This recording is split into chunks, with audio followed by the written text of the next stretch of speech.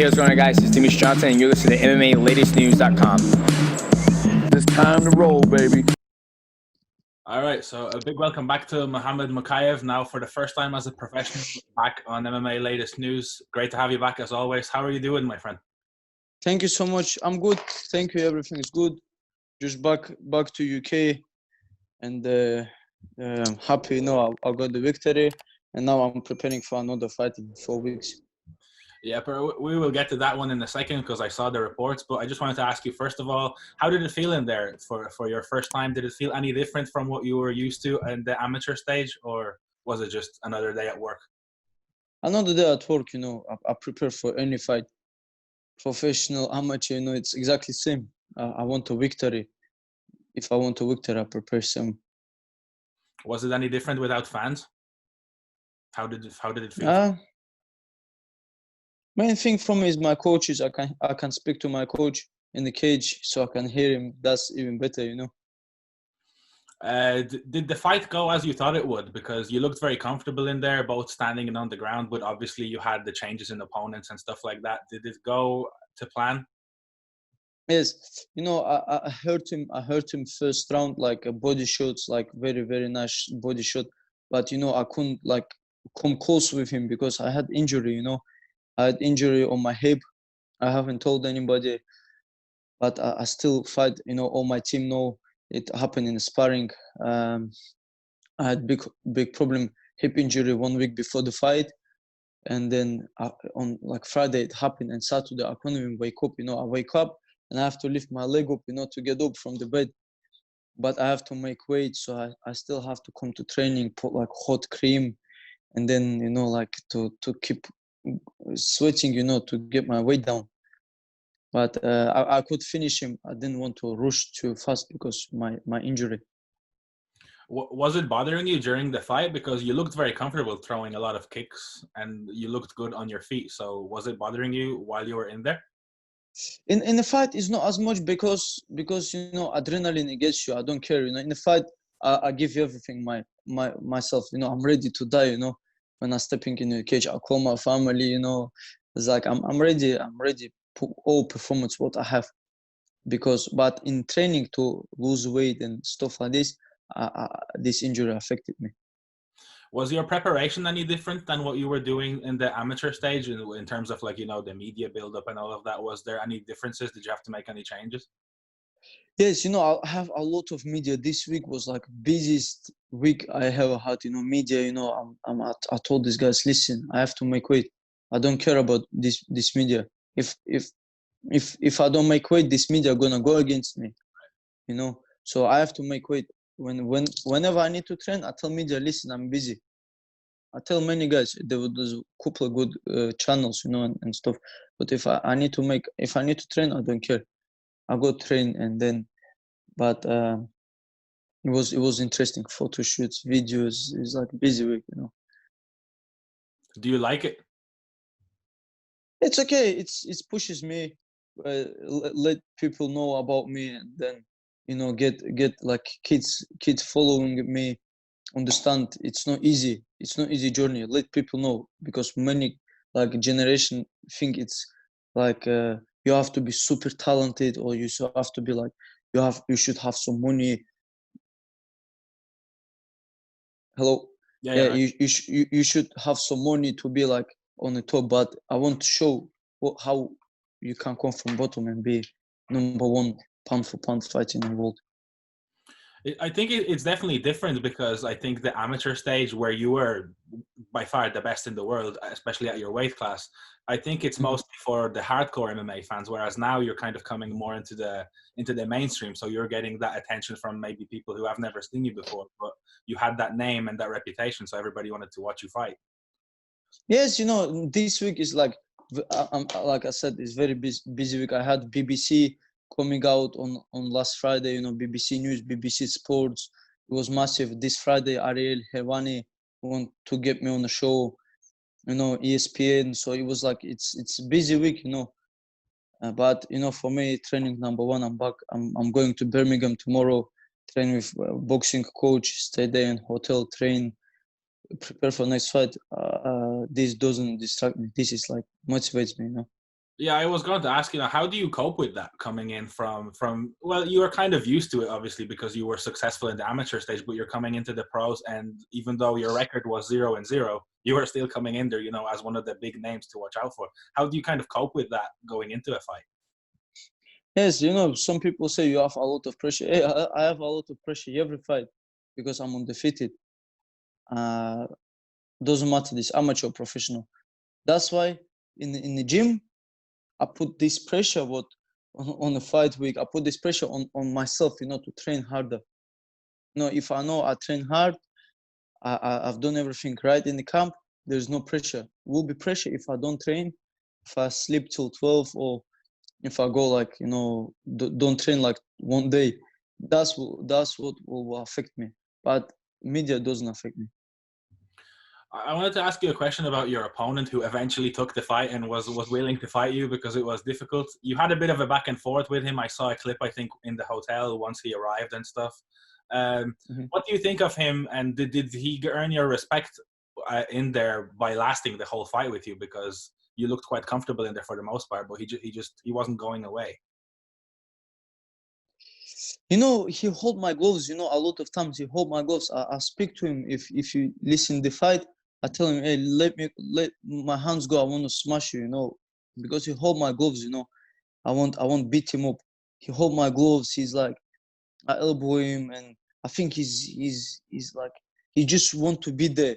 I said this in interview before the fight. He just want to be there.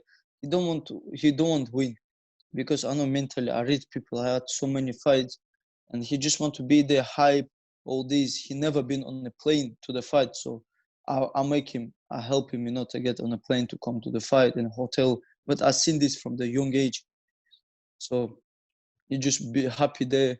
Maybe not TKO, but it's okay. It's 30-25, most craziest decision ever. So, do you have an opinion? Because that was his debut as well in the pros. Do you have an opinion on him, or maybe how his career might turn out after being in there with him and being the first person in the pros to get a chance to fight him? Yes, he had good career. Like he said, he won some titles. He was like Cage Warriors Academy champion, but Cage Warriors means nothing for me. I beat like 3 Cage Warriors champions before. And it doesn't make anything for me. Like people say Cage Warriors not even standing close to IMAF league. And then next, I think he will fight someone. He maybe win. He won't rematch with me, but doesn't make sense for me. What rematch? If you take like at least 30 seconds of the, if he said I need a camp, to beat you and all this. Hey, if you take 30 seconds first round, if you go crazy at me, give me a 2 fight, maybe I think, wow, he had something, in him, but he's got nothing. What point giving rematch? But for the media wise, I think it's rematch be interesting. Yeah. So you've already said at the beginning, and we've seen some reports today that you want to stay active, and you're ready to go again in September in Poland. Do you already have an opponent? No, I'm waiting for opponent. I'm ready to go this weekend, in Sweden. I don't think anybody fight. Nobody ready. I want to stay in Sweden and fight this week too. I'm in great shape. I'm best shape of my life. And then even my coach said in interview, but coach doesn't give me like easy compliment.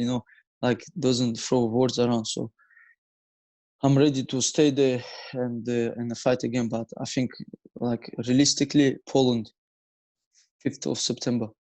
Is the hip okay now? Are you fully healthy and ready to go again? Yes, one more week I will recover, but I still train. That's my goal, is be youngest, champion in Brave, UFC, and I have to chase this. I don't have this time, sit, relax.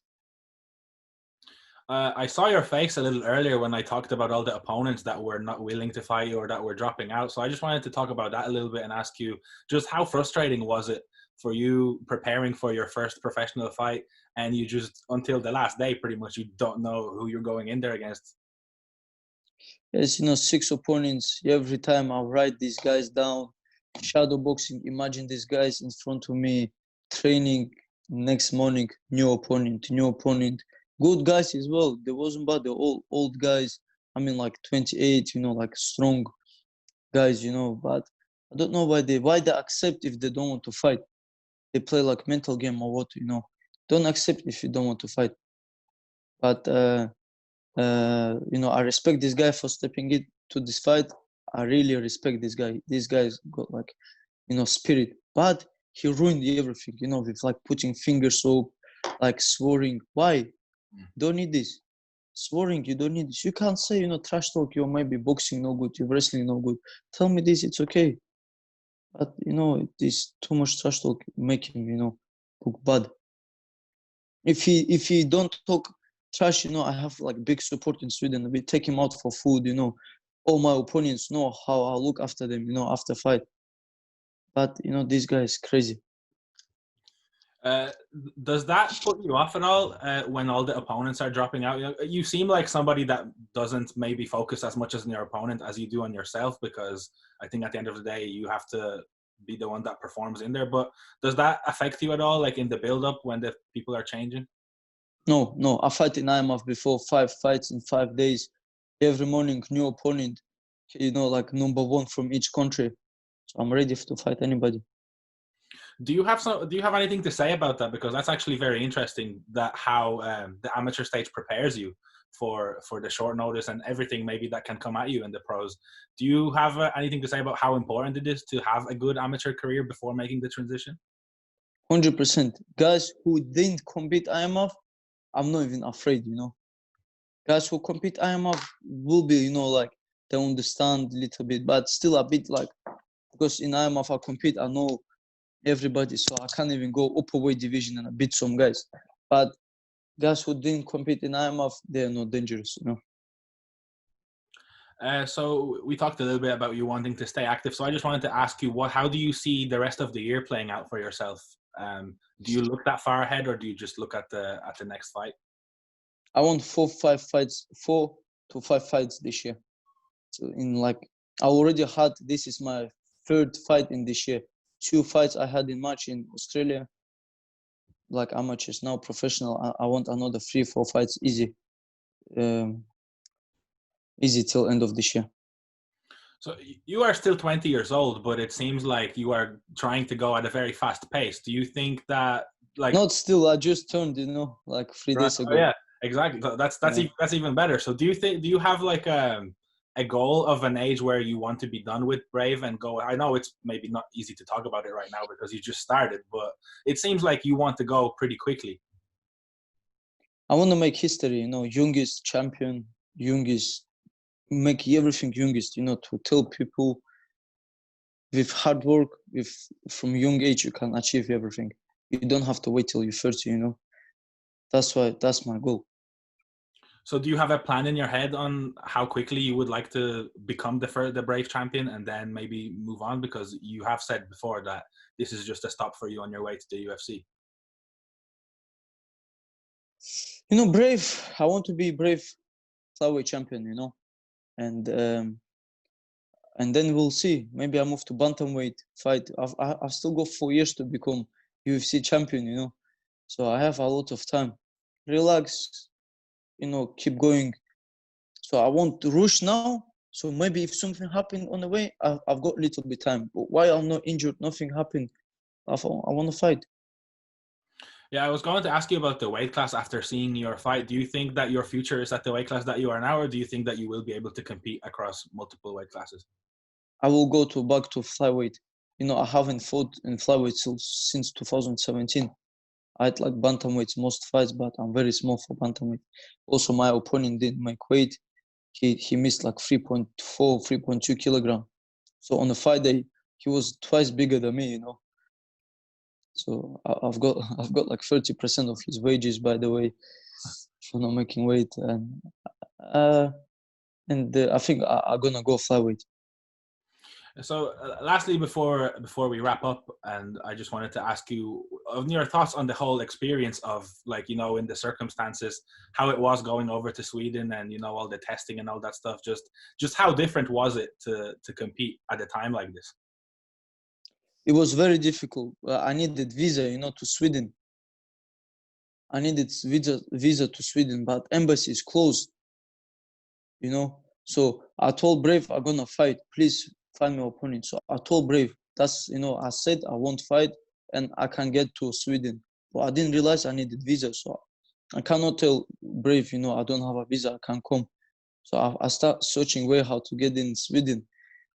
So I fly to Denmark, and from Denmark I got a bus, to Sweden, to Stockholm. Took me about 11 hours on a bus. So it was like a long journey. But coming back, I came directly from Sweden because I didn't care, Main thing to me to come win this fight and go. But Sweden is a beautiful country, great people, and very, very nice country, So this is most problem. Like COVID, we all got tested, coaches got tested, we wear masks, we stay in a hotel. Brave control this, everything, so everything was good. Does the restricted movement, because you have to quarantine and self-distance and stuff, does that affect the preparation at all from your perspective? No, I stay in my room, I train in my room, skip, wait till my team arrive, train shadow boxing, music, training, everything was good, nothing affects me, So I appreciate your time, and just lastly, before we go, I just wanted to ask if you wanted to send a message maybe to the rest of the either flyweight or bantamweight division at Brave, or maybe to your next opponent in a couple of weeks. I don't even have a message because these guys, my message is my results, my record speaks for me, So if they want a message, please send it to me, from them, and I will respond. But one message, please accept the fights. Fight me, I won't stay busy. Don't find excuses. If you're in fight game, you have to already fight anybody, not just like pick opponents and all this. I had a choice. I could pick opponent, but I want this guy. He's a tough guy. All right, man. Well, I appreciate you coming on, especially after just getting back from Sweden. As always, it was a pleasure, and congratulations on the win, and we look forward to seeing you again, hopefully soon. No problem. Thank you so much. All right, perfect. Thank you Very much. Bye-bye.